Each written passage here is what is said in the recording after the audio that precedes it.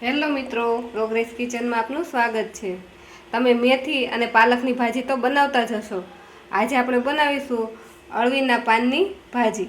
તો અળવીની ભાજી બનાવવા માટે મેં અહીં આવા કૂણા 7 થી 8 નંગ પાન લઈ લીધા છે।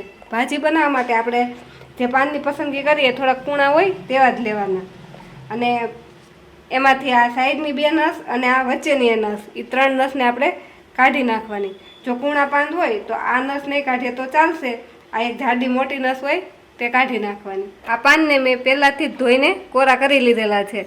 તો હવે આ પાનની નસ કાઢવા માટે પાનને આપણે આ રીતે ફોલ્ડ કરીશું, અને આ રીતે પકડી કાતરની મદદથી તેની જે આ નસ છે તેને આપણે કાપી લઈશું। જો તમારા પાન થોડાક મોટી સાઈઝના હોય તો સાઈડમાં જે 2 મોટી નસ હોય તે પણ કાઢી નાખવાની।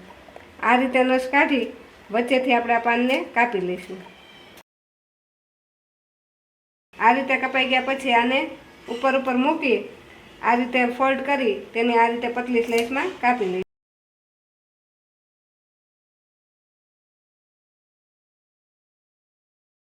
આપણા બધા જ પાન આપણે આ રીતે લાંબી સ્લાઇસમાં કટ કરી લીધા છે। હવે આપણે ભાજી બનાવવા માટે એક પેન લઈ લેશું। આપણે ગેસ ચાલુ કરી તેમાં 2 મોટી ચમચી જેટલો ચણાનો લોટ નાખીશું, અને આ ચણાના લોટને આપણે કોરો જ શેકી લઈશું। આને આપણે ખૂબ વધારે પડતો નથી શેકવાનો, આપણે 1 મિનિટ માટે આ લોટને આપણે શેકી લઈશું।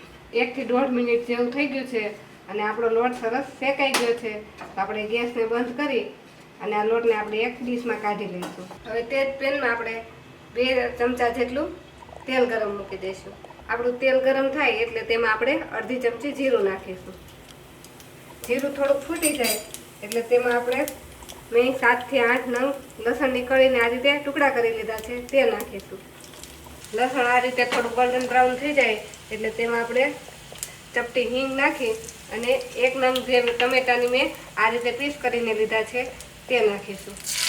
હવે આ ટામેટાને આપણે 1 મિનિટ માટે આ રીતે એને થોડીક વાર માટે ચડવા દઈશું, જેથી તે થોડા સોફ્ટ થઈ જાય। આપણા ટામેટા થોડાક સોફ્ટ થઈ ગયા છે।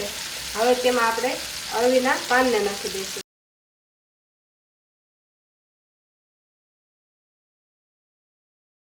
હવે ટામેટા અને અળવીના પાન આ બધી જ વસ્તુને આપણે મિક્સ કરી દઈશું। 1 જ મિનિટમાં અળવીના પાનને ટામેટા સારી રીતે સોફ્ટ થઈ ગયા છે। તો હવે આપણે આમાં મસાલા કરી લઈશું। આમાં આપણે અડધી ચમચી હળદર નાખીશું, અડધી ચમચી લસણવાળી આપણે ચટણી નાખીશું, સ્વાદ પ્રમાણે મીઠું નાખીશું। મીઠું આપણે એકદમ ઓછું નાખવાનું છે, કેમ કે આ ભાજી જેમ બફાશે તેમ એકદમ ઓછી થઈ જશે, એટલે 2 ચપટી જેટલી ખાંડ નાખીશું। ખાંડની જગ્યાએ તમે ગોળ પણ નાખી શકો। 1 ચમચી જેટલો લીંબુનો રસ નાખીશું, થોડો ગરમ મસાલો નાખીશું। આ બધી જ વસ્તુને આપણે મિક્સ કરી દઈશું। બધા જ મસાલા સારી રીતે મિક્સ થઈ ગયા છે। તો હવે તેમાં આપણે અડધો કપ પાણી નાખીશું। પાણી નાખી બધી જ વસ્તુને મિક્સ કરી તેને આપણે થોડી વાર ઉકળવા દઈશું। હવે આમાં આપણે અડધી ચમચી ધાણા જીરું પાવડર નાખી દઈશું, અને આપણી ભાજી હવે સરસ ઉકળી ગઈ છે। તો હવે તેમાં આપણે જે શેકેલો ચણાનો લોટ રાખેલો છે તે નાખીશું। આ રીતે છૂટો છૂટો આપણે ચણાના લોટને નાખી દઈશું। ચણાનો લોટ નાખી આપણે એને હલાવશું નહીં, અને આને આપણે એક ઢાંકણથી ઢાંકી દઈશું, અને 1 મિનિટ માટે એને આ રીતે ચડવા દઈશું। 1 મિનિટ જેટલો સમય થઈ ગયો છે। તો હવે આપણે આ ઢાંકણને ખોલી લઈશું અને આ ભાજીને આપણે મિક્સ કરી દઈશું। આપણે ચણાનો લોટ શેકીને નાખેલો છે એટલે આપણે એને વધારે ચડવા દેવાની જરૂર નથી। હવે આ બધી જ વસ્તુને આપણે હલાવીને મિક્સ કરી દઈશું અને થોડીક વાર માટે ગેસ પર રહેવા દઈશું। 1/2 મિનિટ આ રીતે હલાવતા આપણી ભાજી સરસ એવી તૈયાર થઈ ગઈ છે, અને તેની સાઈડમાંથી તેલ પણ છૂટું પડી ગયું છે। તો હવે આપણે ગેસની ફ્લેમને બંધ કરી દઈશું। તો આપણે આ તૈયાર થઈ ગયેલી અળવીના પાનની ભાજીને આપણે સર્વ કરી લઈશું। આ તૈયાર થયેલી ભાજી ઉપર આપણે 1 ચમચી જેટલું માખણ નાખીશું। માખણ નાખવાથી આ ભાજીનો ટેસ્ટ વધારે વધી જશે।